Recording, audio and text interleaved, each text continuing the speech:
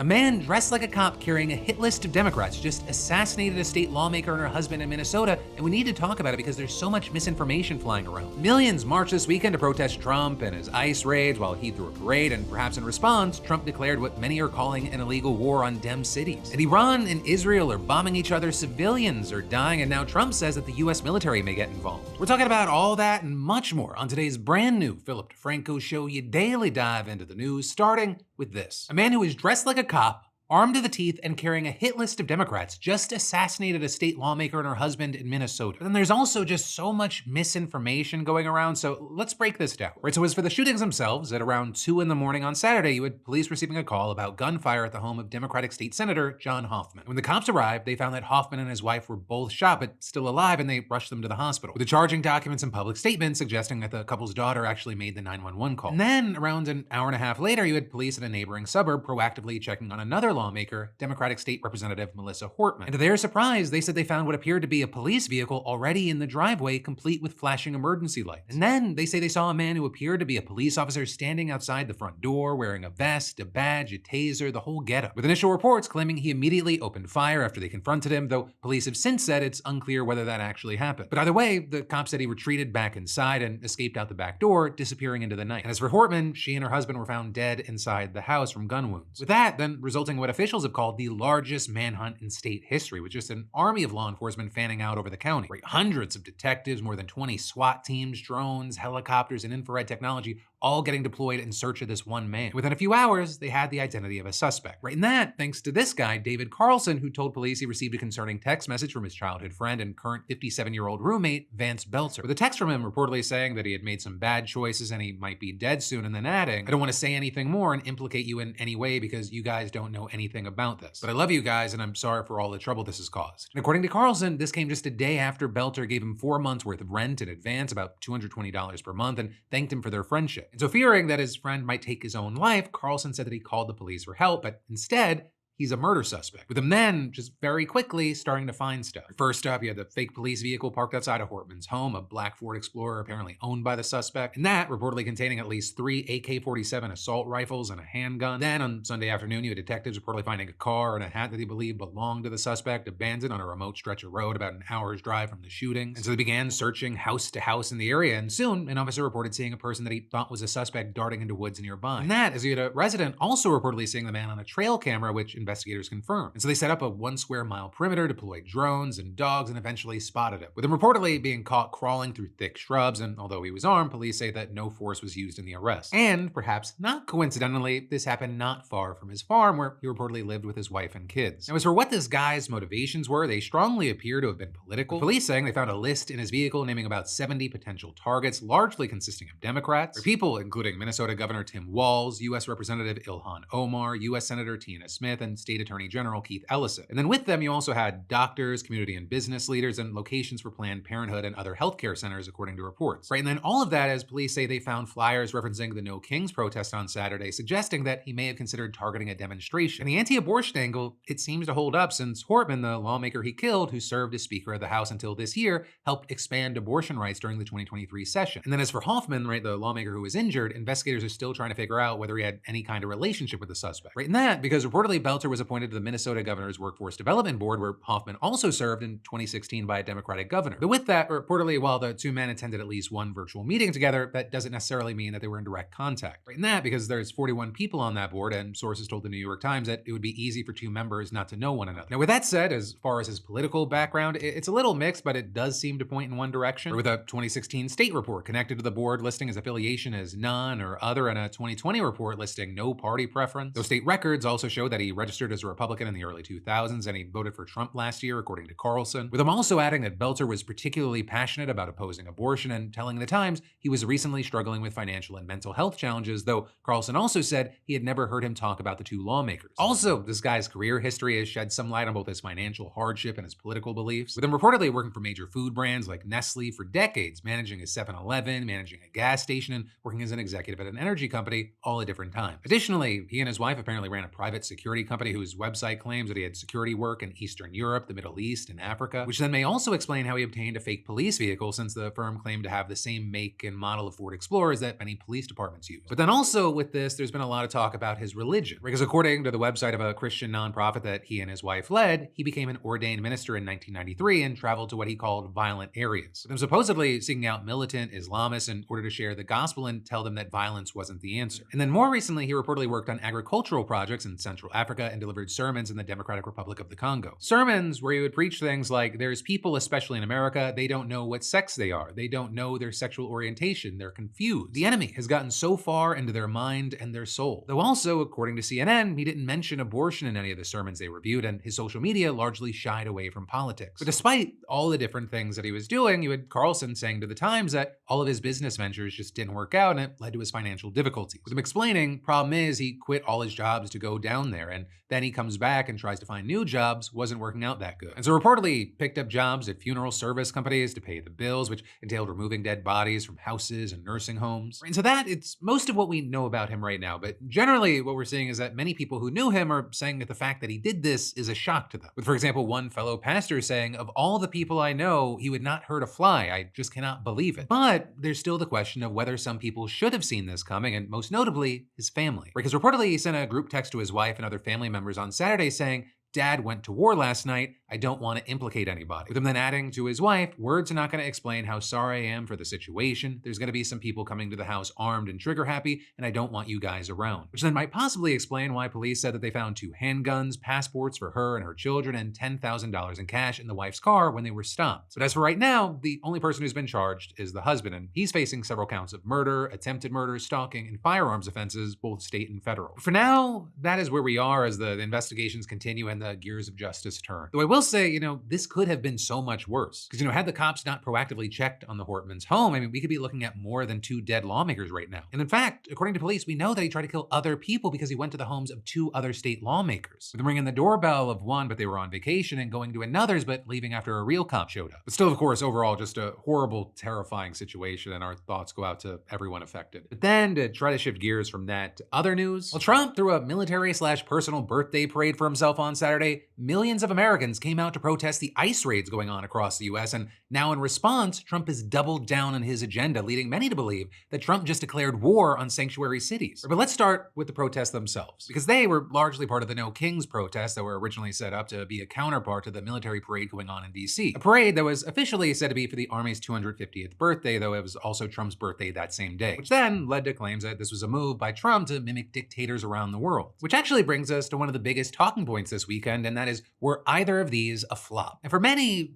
that really mattered because both events were seen as checking the pulse of how America feels about Trump right now. When you took a look out there on the right, you had people claiming that the No Kings protests were a massive failure and a low turnout, while on the other side, there were similar statements being made about the parade. Though I will say, it is very safe to say that the No King protests were not a flop in terms of attendance. Just in San Diego alone, there were 2 rallies, with one getting around 60,000 people by itself. And that's just within the city. 11 rallies total were planned around the county. Also over in LA, there was a similar story with multiple rallies across the county getting tens of thousands of attendees each, with the energy of these things being described as palpable, though not for everyone. With one of the things that popped up there being this moment where a local news helicopter pilot crashed out over his marriage. I am married. I am legally married. I am legally married. That's about the only way you can really say it.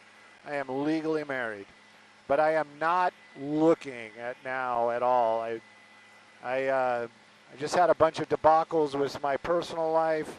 Yes, it's true. I know. It's hard to believe. Right, and that messy situation for that guy stood in stark contrast to what happened in San Francisco, where the crowd was super organized and even made a big No King sign out of their bodies. And then over in Seattle, it looks like they may have had one of the biggest rallies with at least 70,000 protesters going. Right, and with that, I think you get the idea, right? This pattern played out essentially across every major US city, including in deeply red states like Idaho. Which Idaho, I didn't know you had it in you. There was a massive crowd that showed up to the state capitol to protest against Trump. In general, these protests were extremely peaceful, with police departments in places like Seattle and San Diego even praising the protesters for their events. Although, that said, there were some incidents. In LA, there were clashes with police downtown after an unlawful assembly was declared, although they don't seem to be as intense as they were last week. Then in Arizona, there were reports that someone got arrested after demonstrators saw him brandishing a gun. Then speaking of guns, possibly the worst incident was in Salt Lake City, where an innocent bystander was killed. And while things are a bit murky as of recording, police claim that Arturo Gamboa came to the protest armed with a rifle before being confronted by two members of the protest peacekeeping team. Right, according to reports, they went to confront Gamboa with their handguns drawn, and that's when he raised his rifle into the firing position and ran at the crowd shooting. With then one of the peacekeepers shooting at Gamboa 3 times, hitting him once, giving him a minor wound, and footage from the scene, it makes it seem like Gamboa tried to blend in with the crowd before he was noticed with the rifle. And horribly, one of the other shots ended up hitting and killing Arthur Folasa Alu, who was just peacefully at the protest. And notably there, despite not being the one to actually shoot and kill Alu, Gamboa was charged with murder, with the police there saying that his actions created a dangerous scenario that led to the death. And that, as right now, it's not clear if either of the peacekeepers will face any charges. Though then with all that, while horrible, you had many saying that it was shocking that there was just one instance of something like that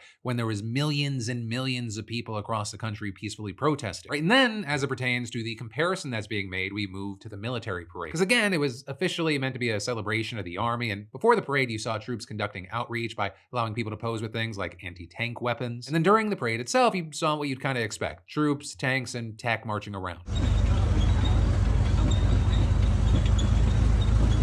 You know, taking in the arguments of whether a parade like this is good for the country, you had history buffs probably having a great time seeing troops dressed in various uniforms that the army's used across its existence. However, it was also heavily criticized. Right, obviously, you had many feeling like this was an attempt to make Trump look dictatorial since it also happened on his birthday. There, you also had critics pointing out that it fell far short of that and compared it to other troops marching around the world, with then some even claiming that this was a subtle fuck you by the troops. So that is essentially impossible to confirm because it requires us to get into the minds of the troops. And you had many disputing that the troops were doing this as kind of an FU, noting that the US doesn't really place a lot of emphasis on parade marching. So there, you had plenty of people saying, even if you keep that in mind, a lot of this was still considered sloppy, which then also wouldn't be surprising because many vets will tell you that they haven't done it in years outside of basic training. Whereas, you know, in places like North Korea, the military marching is part of the pageantry of the regime. So there were some aspects of the parade that just kind of looked bad no matter how you sliced it. Like, for example, when troops walked by and they were holding up their drones, leading to a ton of people across the aisle saying that it made the military look weak. And then there was also the corporate sponsorships, which I will say, I did not know were coming, and during the parade, you had moments like... Special thanks to our sponsor, Coinbase. You then also saw Jumbotron ads for UFC and other companies. But then all of that, it brings us to the debate over how big the crowd actually was there. Because you've had plenty of people on the left posting photos and videos from the event that seem to show a pretty low turnout, with figures like Hassan Piker, for example, saying, millions of people on the streets of US protesting Trump. Meanwhile, no one is attending his birthday party. This is proof that the repulsive far-right hug box that Twitter and online spaces have become is not representative of real-world support for MAGA and right-wing policies. But then you saw MAGA folks arguing that those examples are misleading because they allegedly show the crowd well before the parade started, and they pointed to official government photos that seem to show a far bigger crowd. But then you saw this back and forth where people were claiming that the photos were either edited or just used angles and made the crowd look as big as possible. And so, of course, there's the question of, well, what really happened? And, you know, I will say, while I was not there, outlets like the New York Times were, and their photos point to a relatively low turnout. And notably, footage from C-SPAN, which live streamed the whole event, it backs that up. Right, but then it also brings us to the question of, well, does it really matter? And there, the answer is yeah, kind of. Because both MAGA and anti-Trump people, they want the biggest turnouts for their events, with many seeing that as a gauge for how the country's actually feeling right now. Especially when you pair it with Trump's current just abysmal polling. And actually, on the note of Trump, whether it's him ignoring the No King's Day protests or his reaction to them, we're now seeing that he's doubling down on ICE raids in a Truth Social post where he praised ICE officers while then adding that they are subjected to violence, harassment, and even threats from radical Democrat politicians, but then adding, nothing will stop us from executing our mission and fulfilling our mandate to the American people. So the biggest bomb from that announcement was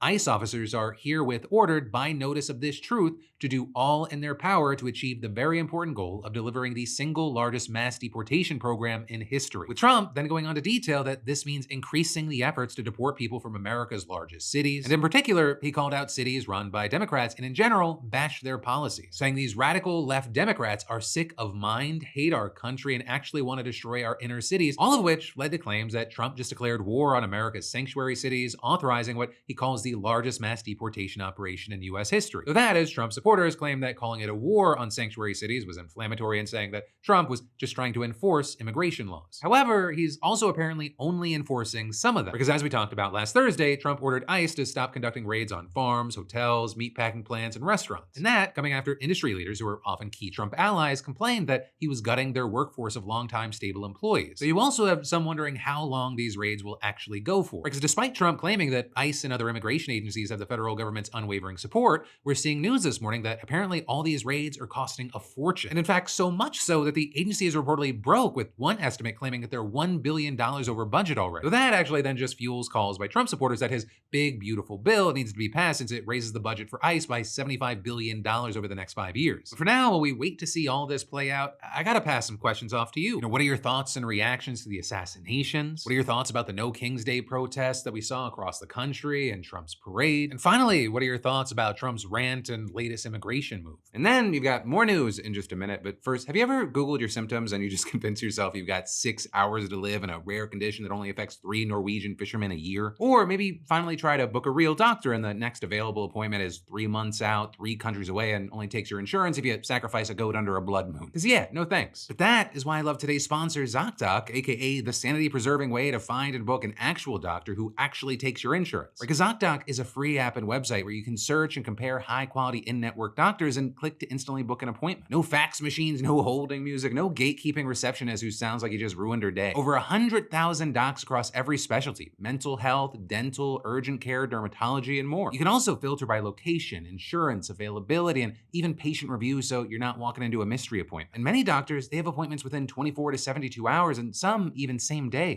I've used it, and it's just stupid easy. And honestly, it made me wonder why every other health system is still stuck in the Stone Age. So stop putting off that appointment. You know the one. Go to ZocDoc.com/Phil or scan the QR code to find and instantly book a top-rated doctor today. That's ZocDoc.com/Phil, ZocDoc.com/Phil. But then from that, next up today, this situation between Israel and Iran, it's getting out of control, and if and to what extent the US gets involved, it may decide how all of it plays out. But to really unpack this whole situation, we gotta take it day by day. Because all of this, it kicked off last Friday when Israel launched what has been described as an unprecedented attack against Iran, striking nuclear and military facilities as well as taking out some of the country's most powerful men. We're talking people that reportedly included at least 10 military generals and a top advisor to the Ayatollah, along with at least 9 nuclear scientists. And notably, this coming shortly after Iran vowed to open a 3rd nuclear enrichment facility. And that being in response to the board of the UN's nuclear watchdog finding the country wasn't following all the rules. And since then, the Iranian parliament has actually started preparing a bill to straight up leave the Nuclear Non-Proliferation Treaty, which notably would make it the 2nd Middle Eastern state to not be part of the agreement after Israel. Right? Israel is already assumed to have a sizable nuclear arsenal, the existence of which it will neither confirm nor deny. But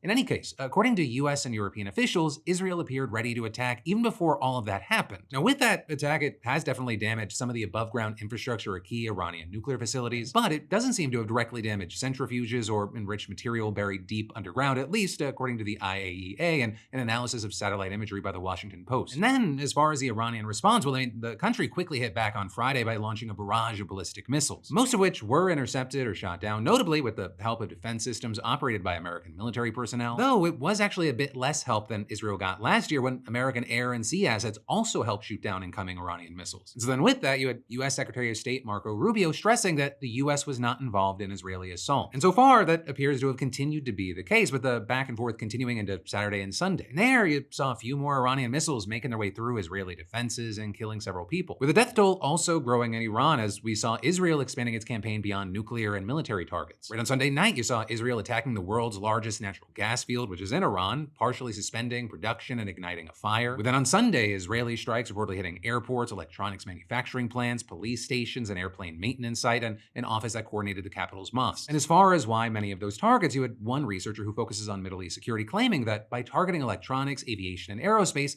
Israel's attempting to focus on bottlenecks in various key industries that support Iran's nuclear, missile, drone, and air defense industry, saying that in doing so, Israel's not only disarming Iran, but also making it more difficult and more expensive for Iran to ever rearm. Though you also notably have others arguing that the expansion of Israel's war aims beyond nuclear and military facilities, it suggests that it's actually trying to bring about regime change. And actually, with that, you had Israeli Prime Minister Netanyahu seemingly suggesting as much in a speech on Saturday, where he urged the people of Iran to stand up and let their voices be heard. Our fight is with our common enemy, a murderous regime that both oppresses you and impoverishes you. And with that, we've seen the attacks, of course, continuing into this week. Where today, for example, the Israeli military claiming to have achieved full aerial superiority over the skies of Tehran, with them also claiming to have precisely struck command centers belonging to Iran's Quds Force, which is an elite military and intelligence arm of the Revolutionary Guard, and it's a unit that's trained, armed, and funded groups, including Hezbollah, Hamas, and the Houthis, and it's also believed to have been behind international plots to assassinate dissidents, smuggle weapons, and conduct espionage targeting US and allied interests. So, it wasn't surprising when you had Iran's Revolutionary Guard warning that further strikes against Israel would be more forceful, severe, precise, and destructive than previous ones. And then with that, you had Iranian missiles and drones striking Tel Aviv and Haifa, killing at least 8 people and injuring nearly 100 others, according to the Israeli Prime Minister's office. But then the Israeli Defense Minister is saying in response, the arrogant dictator of Tehran has become a cowardly murderer who targets the civilian home front in Israel to deter the IDF from continuing the attack that is collapsing his capability. With him then seemingly threatening to target the civilian home front in Iran, saying the residents of Tehran will pay the price and soon. Though he then issued a separate statement insisting that Israel had no intention of deliberately harming the city's residents. Though the reality is, so far, civilians have been bearing the brunt of this conflict on both sides. Where 24 people have reportedly been killed in Israel as of recording, with all of them being civilians, and in Iran, civilians reportedly make up most of the at least 224 that Israel has killed so far. With Israel having the firepower advantage and better defensive capabilities, the death toll in Iran is, of course, not only going to get bigger, but is likely going to keep growing at a faster pace. And just today, you had the Israeli military announcing on social media that it would be targeting military infrastructure in a densely populated upscale residential area of northeastern Tehran and telling people to get out. But with that, one, internet connectivity in Iran has been periodically disrupted over the past few days, meaning that people without access could miss that warning. And two, one of the places hit was a state news broadcaster live on air, which the Israeli defense minister confirmed, saying, "We will strike the Iranian dictator everywhere," and then also labeling the TV channel as a source of propaganda and incitement. And so for now, it seems like this is just going to keep escalating, though a big factor is, of course, if and whether the US gets involved. Because in the past few months, we've seen reports that Trump's trying to hold Israel back so that he could try and negotiate a deal with Iran regarding its nuclear program. And actually, it's been reported that at one point this weekend, Israel had an opportunity to assassinate Iran's supreme leader, but Trump put a stop to it. But there's now also signs that he's opening up to the idea that this will be resolved through violence, even if reluctantly. Because while he's continued talking about some deal materializing to end all of this, you also had him over the weekend saying, "Sometimes they have to fight it out." And with that, he also told ABC News, quote, "It's possible we could get involved." But then sources telling outlets like CNN that while Trump hopes to avoid a prolonged conflict in the Middle East, some in his administration believe that the way to do that is by helping Israel conclude its objectives more quickly. And there, a very key thing is that the US has something that Israel does not: massive bunker buster bombs and an aircraft capable of carrying them that could potentially incapacitate Iran's underground nuclear facilities. For now, there's a lot of different ways this could play out. The US getting involved is one, but the conflict also might rage on without American involvement, or maybe Iran will bow to pressure and make a deal. Time will tell, and in the meantime, I'd love to know your thoughts, your reactions, and your predictions in the comments down below. But then, next up from that in big news, a leaked memo from the Trump administration just revealed that a massive expansion of the travel ban targeting 36 more countries, including key US partners, is being prepared now. Right? And more specifically, that was what was outlined in a new State Department memo that was obtained by the Washington Post and Reuters that had been sent to US diplomats who work with the countries this weekend. And a big thing to understand is that this proposal would mark a very dramatic expansion of the travel restrictions that were announced just earlier this month. Because as we talked about a few weeks ago, Trump recently enacted a travel ban prohibiting citizens from 12 different countries from traveling to the US, as well as imposing other restrictions on 7 additional nations. And specifically, you saw most of the impacted countries being in the Middle East and Africa, though a few were targeted in South America, the Caribbean, and Southeast Asia, with notably more than half of the countries being Muslim majorities, which is why you had many experts saying that this is essentially a new version of the so-called Muslim ban that Trump enacted after taking office the first time in 2017. Now, as for this new memo, it appears largely to expand on the same general geographic themes as the restrictions rolled out earlier this month, with reportedly the new list including 25 African nations, as well as some countries in the Caribbean, Central Asia, and several Pacific island nations. And then, very significantly here, this also includes important diplomatic partners like Egypt, which receives US military aid, as well as Djibouti, which has the only permanent US military base in Africa. But, the potential inclusion of Egypt is also very significant because, as we mentioned before, many people question why the country wasn't a part of the initial ban. Because when the ban was first rolled out, you had the White House literally releasing a video of Trump announcing the move and citing national security concerns after an Egyptian national carried out a firebombing in Boulder, Colorado on a group gathered to raise attention for Israeli hostages. And when asked why Egypt wasn't on the list when Trump was using the attack as a major justification for these travel restrictions, the president responded, "Because Egypt Egypt has been a country that we deal with very closely. They have things under control. But now it appears they're being bunched in with the other countries. Countries that notably the State Department reportedly specifically flagged as, quote, countries of concern that might be recommended for full or partial suspension of entry if they do not meet established benchmarks and requirements within 60 days. With it then reportedly going on to identify the benchmarks it alleges that these countries are failing to meet. Things like claiming that some of the countries had no competent or cooperative central government authority to produce reliable identity documents or suffered from widespread government fraud. Also alleging that other nations had large numbers of citizens who overstayed their visas in the US. And then beyond that, the memo also claimed that some of the countries had nationals who were involved in anti-Semitic and anti-American activities in the United States. Though notably, it did note that not all concerns pertain to all 36 countries. But then also saying that any of the listed concerns could be mitigated if the nations in question were willing to accept third country nationals who were removed from the US. But as far as, what happens next, in addition to the 60-day deadline, the memo also reportedly gave relevant US diplomats until this coming Wednesday to provide an initial action plan for meeting the benchmarks. So there, according to the Post, it was not immediately clear when the proposed travel restrictions would be enforced if the demands were not met. And then, as far as how officials have responded to the leak, you had a State Department spokesperson telling reporters that the agency does not comment on internal deliberations or communications, but then added, "We are constantly reevaluating policies to ensure the safety of Americans and that foreign nationals follow our laws." And so for now, we're gonna have to wait to see what happens over the coming weeks and months, because